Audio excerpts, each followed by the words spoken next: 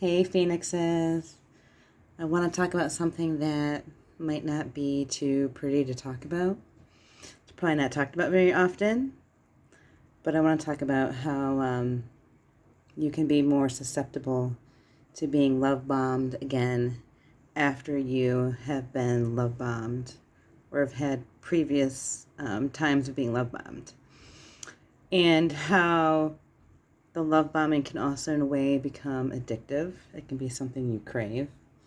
It can be something that makes you even feel like a relationship isn't progressing how it should because it doesn't have that intensity. It doesn't have that, what I used to think was passion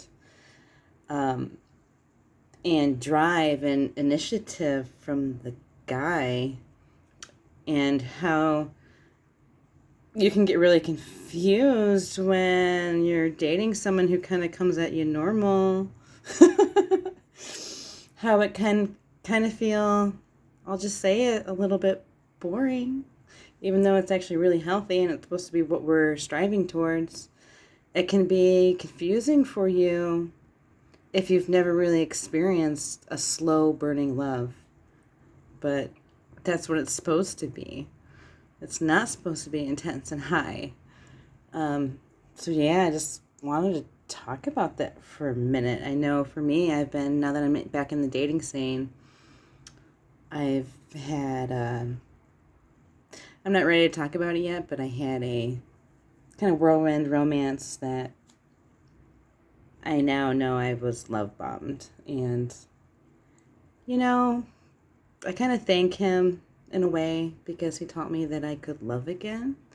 I didn't think I'd ever be able to really fall in love again after the abusive relationship I had. But I did. But then I asked myself, okay, was it really real then if I was being love bombed?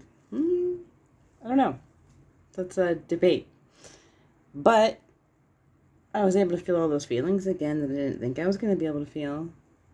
And I was also able to walk away a lot quicker. I was like, he tried pushing the boundaries. It was all great until he started pushing the sexual boundaries. And I was like, nope. I've been here, done this too many times. I'm gone. Maybe I'll share that story, but I'm not quite ready yet. But, so yeah, one thing I've learned is, gosh, I'm really kind of susceptible to it now. And I crave it. I really crave it. Just the way I got so, hooked on this guy. And then when I cut it off, my body was literally in agony for a week. I had to have him. Even though, I didn't go back to him, I ended up unblocking him just so I could have that connection to him. But I ended up having to block him again because once I got to a point where we started talking about things and working through what happened, he wasn't really ready to take full accountability, so I just had to walk away from that completely.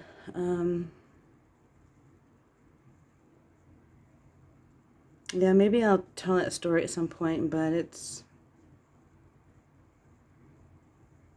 that was, yeah. I'm glad I got out of that pretty quick. But yeah, have you had any experiences where you struggle connecting because you're not being love bombed, and what that transition was like to you to really slow it down, and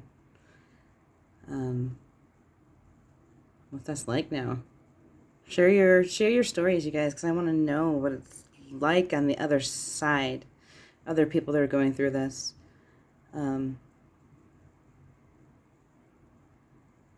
Yeah, all right.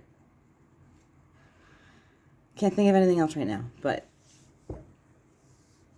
I will share that story, I promise, when I'm ready. And